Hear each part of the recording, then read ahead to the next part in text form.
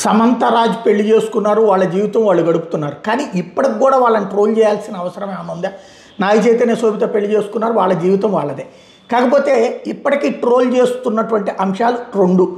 ఒకటి, ఇద్దరి మధ్యన ఏజ్ గ్యాప్, 12 ఏళ్ళ ఏజ్ గ్యాప్ ఉంది. 1975లో రాజు పుడితే సమంత 1987లో పుట్టింది అంటూ దాంతోపాటు పూనం కౌర్ వ్యాఖ్యల్ని ఇప్పుడు వైరల్ చేస్తున్నారు.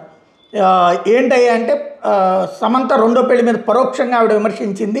సొంత గూడు కట్టుకోవడానికి మరొకరింటిని కూల్చేయడం బాధాకరం అంటూ ఆమె పెట్టిన పోస్టు వీళ్ళ గురించినే.